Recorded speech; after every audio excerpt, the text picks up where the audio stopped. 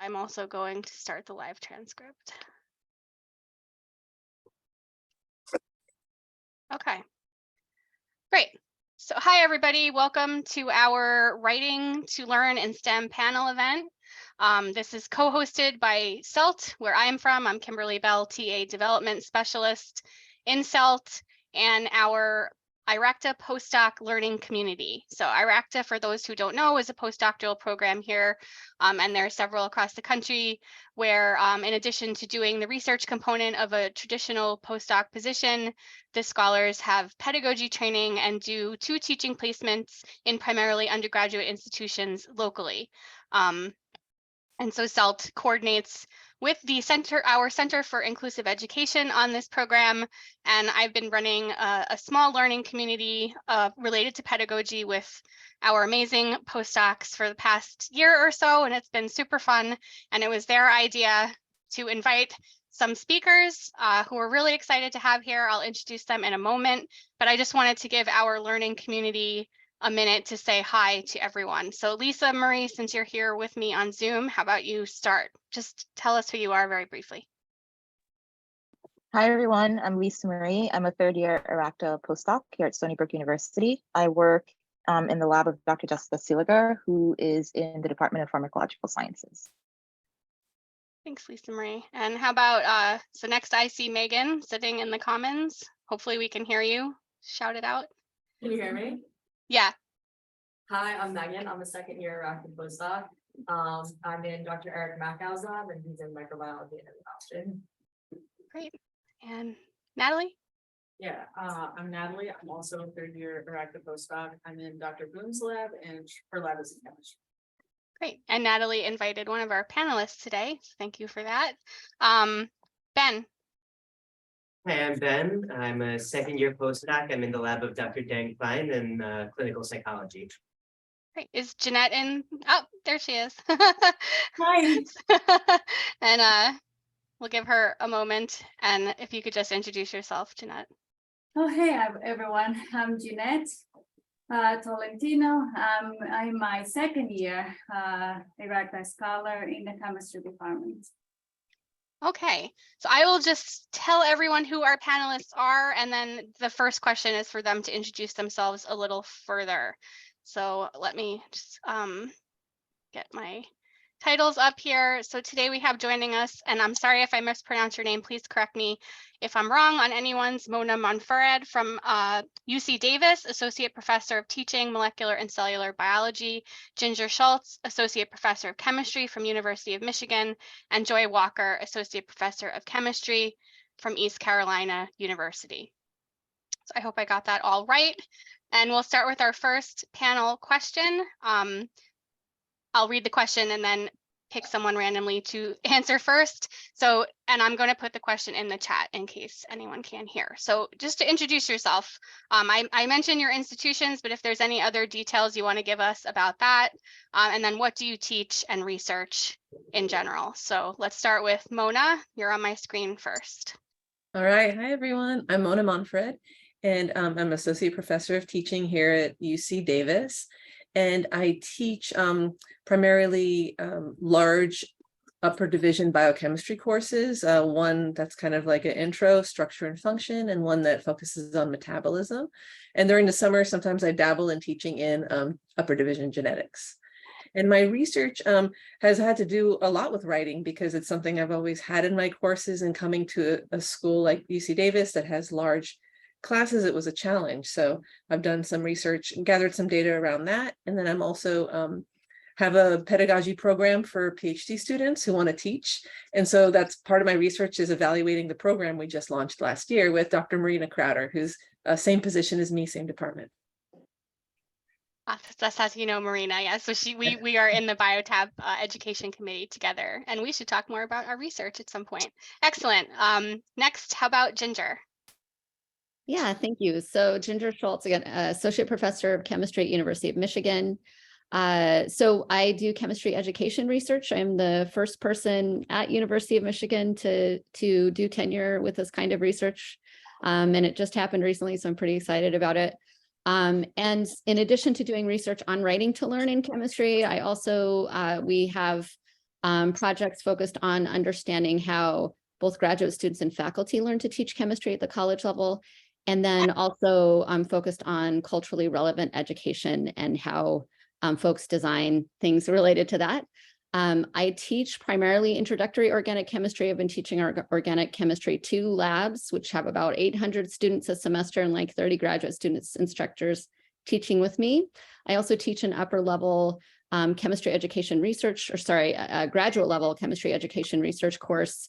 And both of those I use writing extensively, and that requires different strategies and different kinds of writing. And I enjoy using writing a lot in both. Excellent, thank you. And finally, last but not least, Joy. We can't hear you. I apologize. Hi, I'm started. I'm Joy Walker. I am much like Ginger. I am the chemistry education researcher in the chemistry department, first one in the department. Although we just got approved for a second one, so we're going to have an actual group. I'm super excited. And my research began actually with a lot of research on introductory general chemistry labs, which at the time I was at a community college where I taught general chemistry and organic chemistry, both lecture and lab. Since coming to East Carolina, I tend to teach just the lectures because we have graduate students teaching the labs, but I work very closely with graduate student training. Also, I teach an undergraduate. One of the neat things we have here is we use undergrads in our labs as TAs, but they take a pedagogy course that I teach. And so I really love doing that course. And the whole course is discussion board based. So they write every week and read papers and write it. The curriculum argument driven inquiry that I developed has an entire writing component to it. So I've done research on the writing that goes on in there. I also teach a chemistry education research methods course that is also very heavily writing based. So I think did I answer everything? Great, yeah, love all the TA support going on too. So did you want to show any slides, Joy, or? Well, I would go through, I mean, if I didn't know how you were going to do this, I was going to, I could, I mean, that would take care of all the questions because kind of. Oh, I see. Okay. Yeah. But I can do some stuff in a bit, but I will say, yeah, we have put a lot of effort into TA graduate student training. And so they have a different training from the UTAs, but yeah, that's a whole thing. Excellent. All right, so we'll go on to our second question then. I don't know if we're going to make it through all of the questions we had, so we might just sort of combine a couple of ideas right at the end, but we'll start at the beginning. So we want to hear from each of you, particularly for this one, how do you define writing to learn? And what distinguishes, or maybe anyone can answer the second part, what distinguishes this strategy from standard short answer questions? So whoever wants to go first. I can go. All right, thanks, Ginger. Yeah, so I feel I have to define writing to learn a lot. So I thought about this. So it's kind of easy, or, ready in my mind a little bit.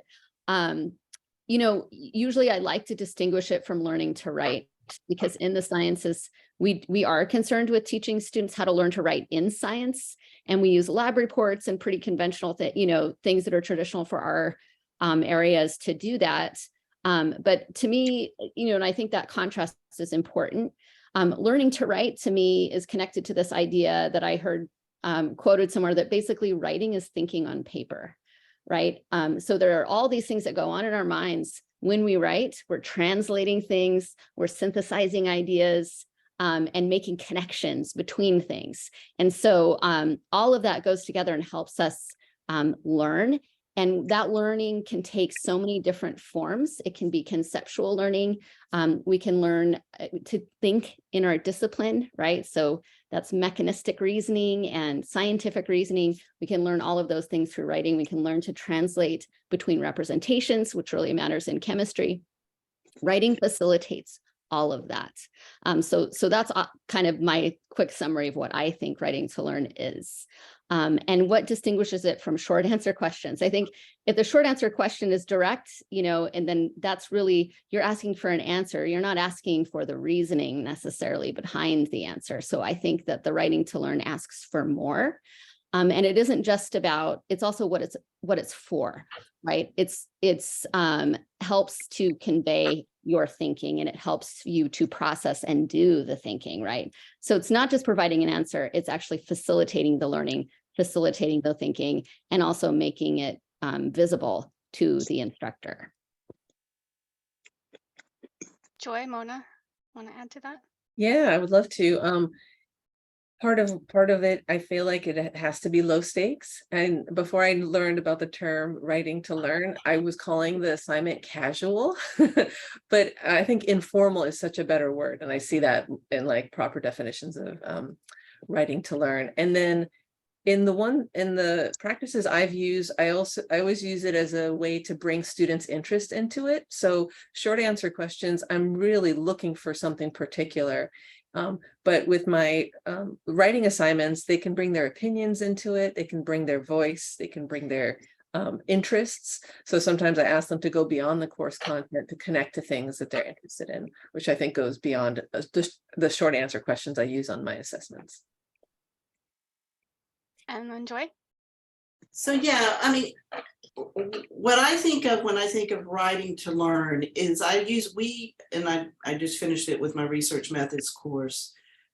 To me, taking people through writing as an iterative process, that it's not a short answer where it's one and done, that it's an iterative process, because we have to think about things more than once, and we have to read and write. So the lab curriculum, when we designed it, it was not necessarily that we thought students were going to learn to write and be great peer reviewers. And so I will share, just so, because it'll help people know what I'm talking about real quickly. It's an iterative process, and that's what I'm doing. And the learning happens because we allow time and space for the learning to happen. So our lab report is in fact based on 3 questions. And I tell everybody's like, oh, it's so long. I'm like, these are nothing but 3 short answer questions that we are connecting into a lab report. And then the students do this outside a lab. They come in, I think, I can't express how important I think peer review is in the writing process.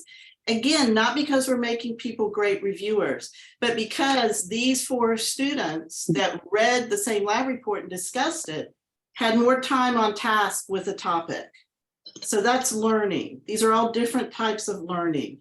So they read, they gave feedback. So, a student gets to read multiple, and they're thinking about the same topic.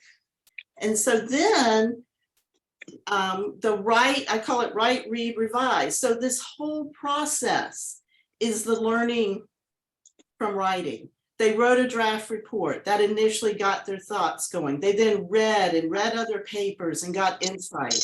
They get peer review and edits. The most critical part of this is they write a revision, which means they at least think about what they wrote twice, and then they come up with a final report. And that is the process, and I do it with any time I'm doing writing. We started working on our paper in the graduate course 2 months ago. And they've been presenting and they did their final presentations this week. There was no nerves, there was no panic, there was no, oh my God, I'm so scared, because we had gone through it enough that they had learned. So to me, that's really the difference between a short answer and is that it's an iterative process, and it's iterative in that it allows for us to really think about the whole, whatever concept. So you've got to pick your topic. So we very strategically pick, where do we want to spend 3 weeks talking and thinking about? So that's how we do it. Great, thank you. All right, so the next question had many parts. I'll put them all up here, but the basic upshot was to give some specific examples of how you've used Writing to Learn and why you chose to use this strategy. So you've answered a little bit of that already, but yeah. So Maybe Mona, will start with you for this one.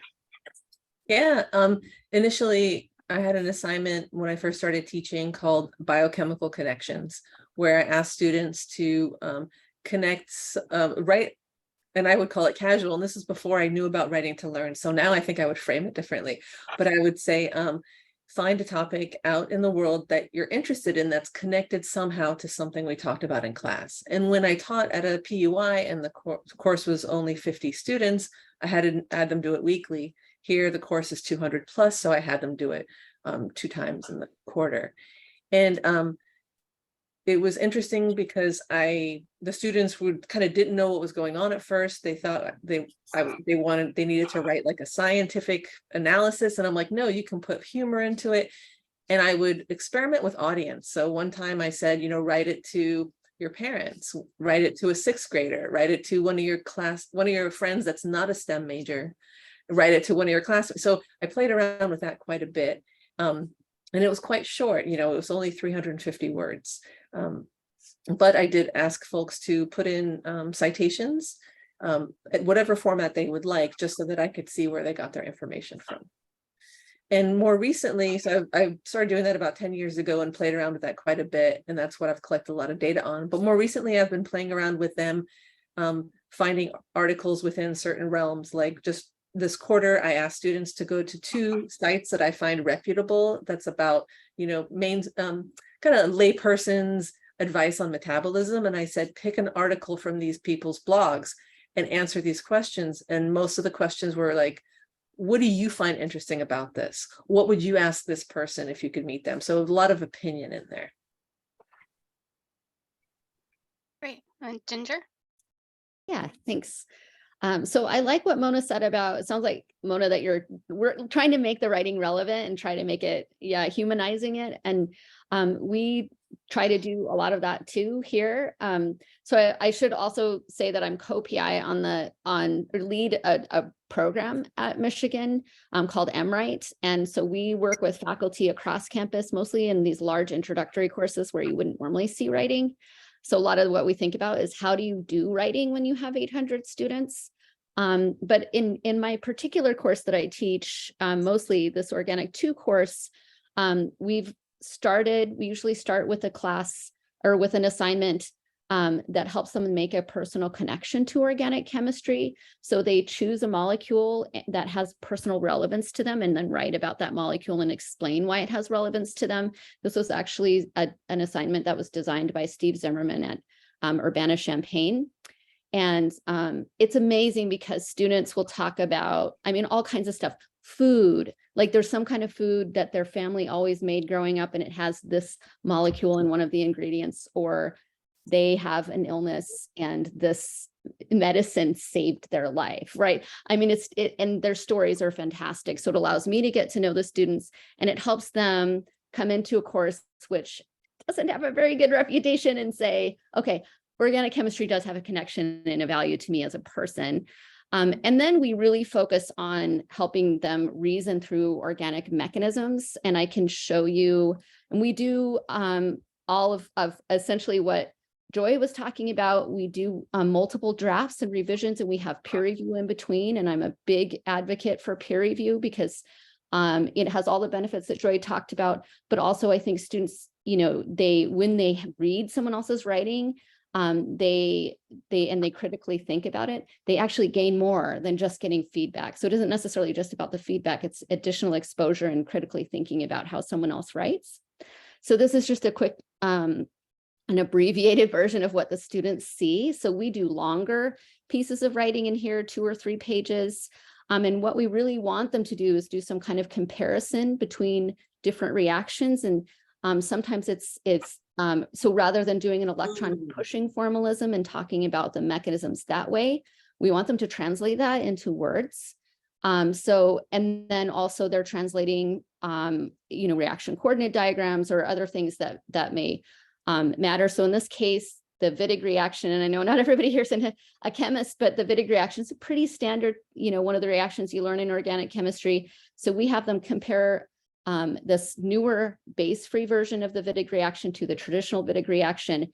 And that that kind of gives them this exigency for really thinking about, well, why does this, where does the base come in? Why does the base matter? And how could we do this without a base, an external base like this, and really using the mechanism and the electron pushing formalism.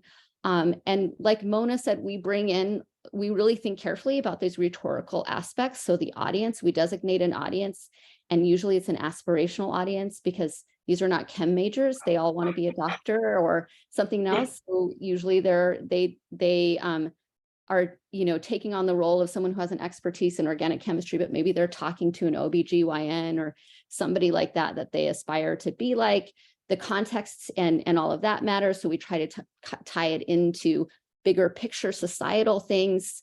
Maybe the ultimate synthesis is towards a drug molecule or something they care about. So we're trying to bring all those things in that build from this molecule writing assignment that they started with. They do all the peer review and revision, and then we give them explicit things that kind of become the learning goals and the things that we focus on, like really getting them to pull out the implicit information from the representations and making the kind of comparison that we like. And we usually do like 3 of these a semester. They're multi-week assignments that they do alongside other work in the course. Awesome. That would have definitely helped me as a student in organic chemistry. So you mentioned learning outcomes, and that's a great segue into our next question, which is, and by the way, if anyone on Zoom has questions as the panelists talk, please type in the chat. And for those in person, we'll have a few minutes at the end, I hope, for questions as well. So our next question is, how have you assessed how students feel about this strategy, and if or how it has helped them meet learning objectives? So we'll start with Joy. Okay. So a learning objective that we have with the curriculum is for students to be able to write a scientific argument. So that's a learning objective. And so research now that is a little old, frankly, but I think I need to repeat, let me just pull this up real quickly. We saw 2 things happen. This was a nice study. This was, it's one of these things, you write a lot of papers. Ginger, you can appreciate this. And like the one that was this one gets the most citations of any paper I've ever written. But I think because it very simply shows that going through this iterative process, and with the goal of writing a scientific argument, we just did a median split. We took, we researchers scored these weren't grades or anything. When we just did a median split, said, okay, here's the strong writers, weak writers, but writer is a generic term for the argument and what they were writing, and over the course of a semester, we close that gap between those writers. And I think that speaks to the process that we're going through. And then this shows the difference between a draft. So A is the draft, this is B is the final, A, B. And so you see that, they're consistently improving. And then 6A had no peer review because we just ran out of time. And I think one of the more powerful things that came out of that is when we tried to do that, when we tried to take away the peer review, we had outright revolt. And they were like, well, can we peer review on our own? I'm like, yes, you can. Take a breath, everybody. And to me, I was like, my work is done. They now know that reading each other's papers and getting feedback is important. And so that was a decade ago, but it was really funny. And then I saw the same thing when they came to my organic, because organic didn't have it yet. And all of them went, what do you mean we're not doing a peer review? When are we what? I was like, let me rewrite my syllabus real quick, right here on the fly. So it really very quickly became enculturated and expected, and they saw the value of it. And that to me has been one of the biggest outcomes of the process. That's awesome. Thank you. Mona? When I first started having a writing assignment in this is a large lecture course here at UC Davis. The vibe I got from the class was that they did not like it. So the people that talked to me were resistant. And so I was about to throw it away. This was my first quarter here. And then I said, you know what, let me try it one more time, but actually send out a survey. And when I did, it was amazing to see that people initially said, no, they would not like a writing assignment. But then after they did it at the end, they said it was, I think, close to 90% said they appreciated the opportunity to write in an upper division biochemistry course. So that sealed the deal for me. And I show that data every single time I give a talk about my writing, because I really was going to scrap it. And then I didn't. And since then I've had the writing assignment, dozens of times. I've definitely focused on assessing the students' feelings about it. And so that I've seen that changed. In terms of learning outcomes, I have seen they do better on the final exam if they participated in what I actually had. It was an optional peer review that was guided by some writing specialists at our university. So it was there was a 1 quarter thing where we got kind of a complicated expert-led peer review situation. And for that situation, yeah, the students did better on the final exam. That's normalized to other factors as well. I've always had some kind of peer review / peer grading, and that has definitely, I've gotten students to be more and more comfortable with the peer review. But I have to say it always involved peer grading. And so that threw a wrench into things.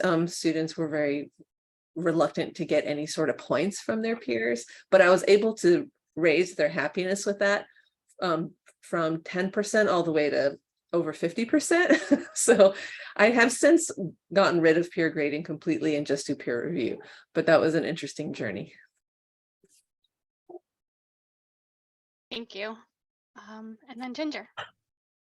Yeah, so I think like a lot of this kind of resonates with me. I mean, when I first started using writing, there was a lot of pushback from students, but I think there are some students who migrate to the sciences because they like that they want to do, like, here's a definitive answer, and they want that kind of experience in the classroom, or that's what they're drawn to. But there are some students who I think often maybe are disenfranchised from science, who come in and go, I love that there's writing in this course. Now I feel like this course is more accessible to me. And those two groups of people, and if it's fair to lump people into those groups, have not completely gone away. There are still folks who go, I really don't feel like I should be doing writing in my organic chemistry course, and I don't have to do this in my other organic chemistry course. And there are other students who continue to say, I'm so glad this is here. We do have a large response that says, man, I really did learn from this, even if I didn't like doing it, even if people are reluctantly accepting of that. And the other thing, because we're part of a larger program, it's less of a novelty now. So students have had writing like this in statistics and in biology and in physics and other classes on campus. And so they're like, yep, it's MWrite, and we're doing it in this class too. So that helps. But yeah, in terms of, so their feedback in, on all of the different kinds of writing assignments, the one that I talked about at first, where they're connecting molecules to their everyday lives. We've looked at how the different ways that they have identified connections, right, and analyzed that. And there's all kinds of interesting things and we just had a paper come out on that. But we also got their direct feedback, and many of them said, okay, now I can kind of get organic chemistry, and that, and that I find the way that it's relevant. That's what we wanted to hear from them as well. And we were happy to hear that. In terms of the assignment I showed on the slide, we've looked at, does that affect their conceptual learning? And it does. Like, they have there's better conceptual learning in organic chemistry when we use writing, at least in my class. And we also see that we're able to get them to draw more implicit information out of the structures and the symbolism than when we use writing, or than when we don't use writing. And so you know, the learning, we've assessed a lot of these learning outcomes and it's consistent. And we're also getting to where students are recognizing the value and they're appreciating the writing. And then I will just add, we've also done a lot of looking at the peer review process. And one of the earlier papers that we did, and this was also one of my most cited papers, Joy, so I was laughing at you. Yeah. Yeah, thing is, in biology, because a lot of people go, and this kind of comes back if you're going to have students like assess or grade each other's writing is like, well, can they do it? Are they able, you know, and they question whether students can provide accurate feedback. We found that between drafts that not only were students, you know, at least a good, like 30% of the time they were able to help each other correct misconceptions or alternate conceptions, or, but they also did not introduce incorrect ideas, right? So that shows that to us, students can and do give really good quality feedback to each other that helps each other learn. That's one of my favorite pieces of research that we've put out there. And I show that to students at the beginning of every semester and say, you can do this and you can trust each other to do this. Yeah. That's awesome. That's a great tidbit about the not introducing incorrect information. I think that's a goal of a peer review process, right? All right, great, thanks. So our second to last question, hopping into the chat here. How do you account for varying backgrounds of students in your approach? So things like anything from grammar, writing skills, preparedness to English not being a first language, all of those factors. And we'll go in the same order we did last time. I think we started with Joy, yes? So this is a great question, and I have to say it's not something that I have explicitly looked at. It certainly needs to be looked at. I think one of the things is that the paper, you know, there is an element of, you know, grammar and spelling, but it's very low on what we're looking for. So that's not, because I think I like Ginger distinguishing that I'm not teaching people to write, right? We're giving them the opportunity to write in a context. But yes, so I have not really dived into this that much.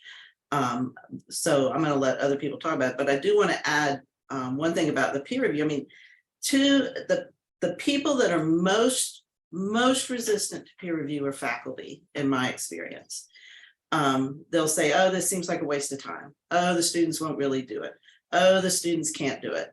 And the people that are most enthusiastic about it are students. And so, yeah, that feedback that Ginger gave, I think will be really useful. So I would say the way we account for differing backgrounds is that where these things like grammar, writing skills, preparedness could really impact students. It's not something that they're necessarily being graded on. And again, I think the fact that they get to write, read, revise helps with that as well. Yeah, for sure. Thank you. Mm-hmm. Mona. When I first created a rubric for the assignment back in 2015, and I was actually having the students grade each other, I had a grammar parameter on the rubric, and students were really harsh on each other. And then I realized that's not even a learning outcome of this assignment, you know? So then I was like, my rubric is not aligned to my goals. And I met with a professor of creative writing here at UC Davis, Dr. Corey Ching, and I brought up the grammar thing, and he said, you know what I have on my rubric is, are there relatively few grammar mistakes, and the grammar mistakes don't distract the reader, or any mistakes are not distracting to the reader. And I was like, oh, that's brilliant, because then the students were so overly focused on like commas being wrong, missing or something. And it's like, no, could you understand what was being said? Was it so bad that you were distracted from the whole piece? Well, then, yeah, maybe that should be acknowledged. So I love it. Ever since then, I've changed it to that, and I saw a shift big time. Excellent. Ginger? Yeah, so I like this question. I think, we've thought about this for a long time, just in the program in general, because different courses experience this to different degrees, and we have conversations in the community of faculty that are using writing in this way about how to address this. And I think a lot of us have handled it the way that Mona has handled it, or versions of that. I actually never ask anything about grammar, and I ask them just to not pay attention to those things. We really just want to know, could they compare the Wittig to the base free Wittig? That's what we care about. And then we make it very clear that that's what we care about. And we also do that in the peer review. And I think, and that's one of the beauties of writing to learn, is that you don't have to get bunched up in a lot of these things that might trip people up depending on their background in writing. And the other thing that I want to say is we've just started paying attention to folks who are English plus or English additional language learners. And there's a really great paper that is just coming out by a graduate student, Jackie Dang, and his advisor, Allison Flynn, who are at the University of Ottawa. I put the link in the chat if anybody's interested and can share. They've started looking at English plus additional language learners in argumentation and the form of argumentation in writing.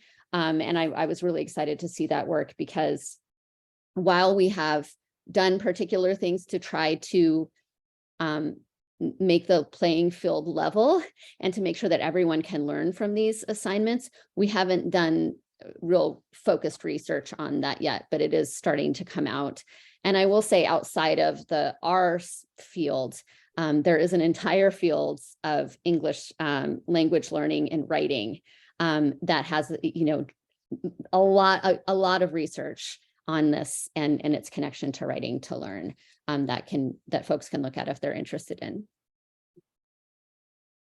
Great, thank you for sharing that paper. Okay, so we are now up to our last question, and then we'll have time for some audience questions.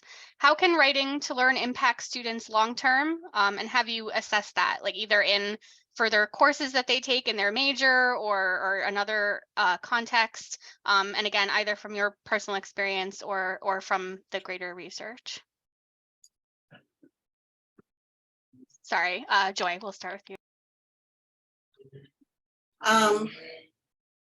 My only real example I have is that we did see, I tend to only deal with first and second semester students. So I'm just now starting to be able to look at students up the curriculum. So in terms of how it impacted them long-term, I don't know. But I did want to add another thing that I think a lot of, and I just found the paper for you. I'll put it in here. Is in this, my person I went to graduate school, Patrick Enderle, is actually doing some of this work with sign language. And this whole issue of English plus is a totally different thing when you're talking about students that don't speak themselves. And so that's another thing to consider, is hearing different people. So I'll let someone else talk. I like I said, I just haven't looked up the curriculum at all, or looked at long term. Yeah, fair enough. And thanks. You can pop that link in the chat for the paper if you'd like. I will. Let me get it. That's another fantastic point to bring up. Mona, long-term impacts. Yeah, I haven't formally assessed long-term anything long-term with the students, but I definitely have had consistently students coming back because a lot of students will ask me for a letter of rec for med school, right? So they take my class at the beginning of the upper division, and then a year or two later, they're asking for a letter. And I usually ask them, for me to write you a good letter, can you answer some questions? And some of the things are like, what did you learn about yourself as a student in my course? And people always bring up the writing assignment, or they say, oh, it was so cool that you had this writing assignment. I really enjoyed it. So I see that, and now that I think about it, I have all that data in my emails. Maybe I could collect that. But yeah, I definitely feel like, it's a lot of after the fact people saying that was really cool. I enjoyed that. I didn't have that many classes that had me do that. Awesome. Ginger. Yeah. So I will say in my particular course, or at least within chemistry, we don't have enough folks like kind of doing writing or connected into the project that I've been able to follow up with my students, and particularly like within what happens in chemistry. But there are two ways that we're starting to get a sense of this. And one of them is that we have undergraduate sort of TAs, and we call them writing fellows, through the program that help in each of the classes. So when I teach organic chemistry and I use writing, the writing fellows have office hours and they help. They're trained to help the students with their writing, right? So they get advanced peer help on their writing. And we do know a bit about those folks, the students who not only took the course and did the writing, then came back later and served in this writing fellow role. All of them, really report like not only it's kind of changed their kind of disciplinary thinking, like the way that they think about chemistry or working in science, and the way that they approach their own coursework in other classes. But it's a little bit complicated because it's not just their experience as taking the writing. They took the writing and they thought it was valuable, and they said, I want to be a writing fellow. So they're self-selected into that, but it's definitely put them on a path that has really influenced them in the long term. And then the other thing that we're sort of working on, and we'll see where it goes, because we have this larger program at University of Michigan, we have students who are using writing to learn in multiple classes. And of course, many of them have to take these same classes as prerequisites. So we're trying to figure out whether it makes a difference to them in their long-term outcomes if they have taken multiple of these MWrite classes. So does taking more of them contribute to some outcome? But that's a tricky thing. It's a tricky thing quantitatively to answer, though we do have the data. We'll see if we can get anywhere with it. Excellent. Great. Well, thank you so much for your answers to the questions that our learning community came up with. So thanks, learning community folks, for those great ideas. Are there any questions from our in-person or Zoom audience? We have a few minutes. Or if the panelists want to add anything else that we didn't ask about.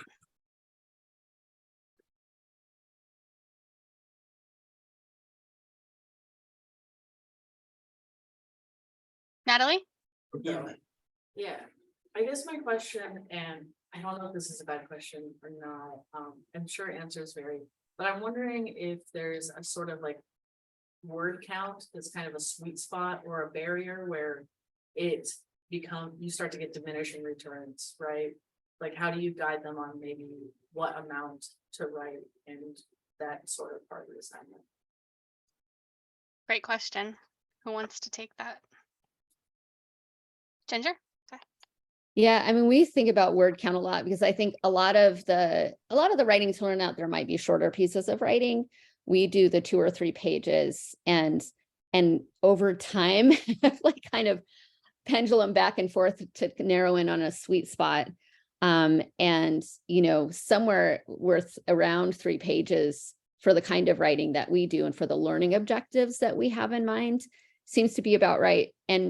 And it's really gauged by, are the students just like, when you have a short answer essay question, if the students will write as much as they think they need to write in order to get lucky and get the right answer, sometimes that phenomenon happens, and it happens in the kind of writing that we do as well. So that can be a challenge. And it's also, I think, important in terms of the learning for them to have to focus in and really write concisely about their ideas. So we do typically put a maximum on there, and we find that maximum is needed. We don't usually have students writing not enough. Usually it's writing too much in this class. That may be different in other contexts, in other courses. So we usually have to constrain them on that end for this particular kind of writing assignment. But there's 100% a kind of optimum amount, but it's dependent on the assignment. It's depending on what you want them to get from the assignment and all of that. And I think you just have to kind of figure that out empirically and like try to give them a guide, and then what does the writing look like? And, do we have to kind of constrain them in a little bit to help them get the most out of the assignment? I wouldn't have thought of a maximum right off the bat. Yeah, it's important. Yeah, Yeah. same. That's great. That's Joy been or our Ramona? approach. Yeah, Joy? That's been our approach, is that, and some of it is just to because when, a writing assignment is more for TAs to grade, right? So I don't want them to have to grade a 10-page paper. So we set a 2-page limit. And, we have students say, well, I can't say everything in 2 pages. And just like Ginger said, I'm like, and that is what you're learning, right? Is to be concise, to be succinct. I think it also greatly reduces the plagiarism, right? Because they can't, if they go Googling, they're going to download some big long paper and it's like, nope. So I think that's and I had a person at another university say, well, how do you keep them from cheating? I'm like, we really, they run their reports through the plagiarism check. We have very little of it because, there's a lot of reason for that. But I do think it's the structure of the report and that it's got to be very concise. I think less is more, especially with these kind of things. So no more Thank than. you. Yeah. Yeah, I Seems wanted to to be a add, theme. Yeah. I've put concision as a parameter on my rubric before, and especially for the peer review, so they can judge each other's like clarity and concision is like that parameter. But I think that's a fantastic question about word count because that speaks to mechanics. And every time I teach or have this assessment, there's some aspect of the mechanics I hadn't thought about that I have to weave into the assignment instructions or the rubric. Like I do have a word maximum for sure. And also your question reminded me that related to mechanics, I realized I had to specifically tell the students not to quote. I didn't realize, like I just said, put things in your own words, but a lot of, not some students were still kind of thinking, oh, writing is quoting from my source. And I was like, oh no. And so I couldn't grade them down because it wasn't in the rubric, but it went against the point of the assignment. So there's all these things like word count and the aspects of the mechanics that, yeah, I think are very valuable to think about. Thank you. Other questions?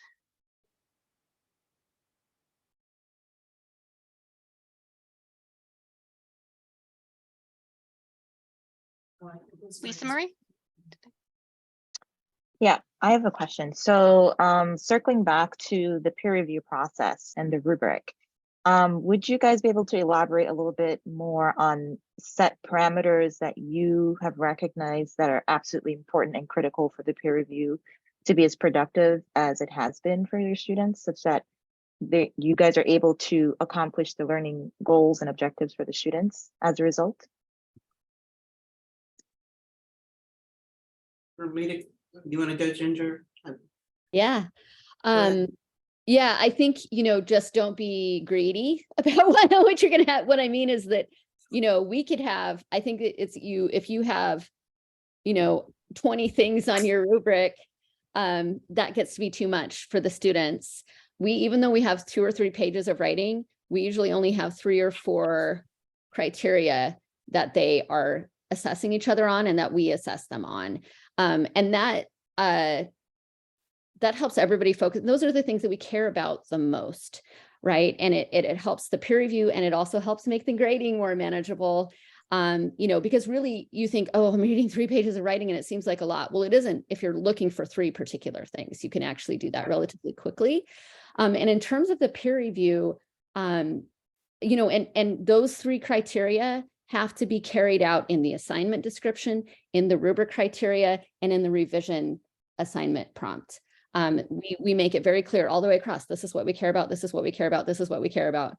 And then in terms of the peer review, you really want those questions to be open-ended, because you don't want someone to go, yes, they did this, or no, they did this, right? You want them to give substantive feedback and so we also give them guidance about what does good feedback look like? How should you put this together? If we have time, and sometimes it's the writing fellows, sometimes it's me, sometimes it's someone else, and we say, okay, here's an example of a peer review comment.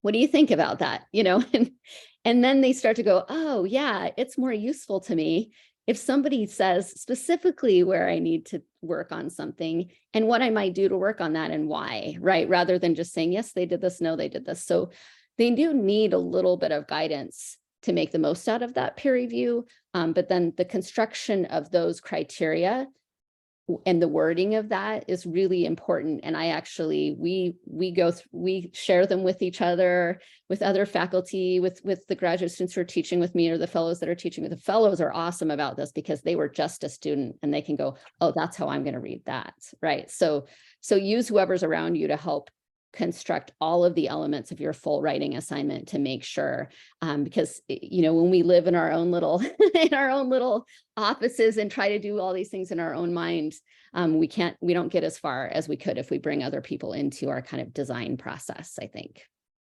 Sorry, I went on a tangent. No, I think that was was great. great. Yeah. I would say there needs to be a little bit of accountability for the reviewers. You know, I kept getting, oh, so-and-so, you know, some students just aren't engaging. And so we really found that just having, it's funny sometimes how little it takes, but I'll share with y'all what we did. So first of all, we had to put in sort of just, you know, guidelines for peer review. And like Ginger's saying, I mean, some of it it's surprising how quickly these activities can almost become Lord of the Flies, you know, with them, like, I think one of you was saying about how they got really picky about the grammar, and, you know, it's like they're channeling their 8th grade trauma or something from their English teacher and like just shredding people's writing. So, you know, we gave some examples of, and these things actually, you know, were written. This isn't helpful to tell people they're stupid or terrible. Circle misspellings. I think one of the things that's really important for reviewers to understand, and anybody editing, is, and this, I got this from a writing workshop. And when you get feedback, when a student gets feedback, they see a misspelled word as equivalent to a content being incorrect. They don't distinguish. They're like, and so they'll correct the misspelled word and not the content and think they did something. And then what we did was we have a recorder who enters the scores on a rubric because they're doing a group peer review. We have an editor who marks up the paper, and then we have the reviewers. And then we came up with a reviewer accountability sheet. This was you know, for group one, for paper one, who was the recorder, who was the editor, who were the reviewers, were the comments and edits, are there comments and edits? And so, you know, and they just turned this in with their peer reviews. And it just gave enough accountability that we really stopped having some of the students are not participating because they have to write their name down. It was that simple. So I think, you know, it was kind of surprising, but that's what we did to help with that. Great. Thank you. Mona?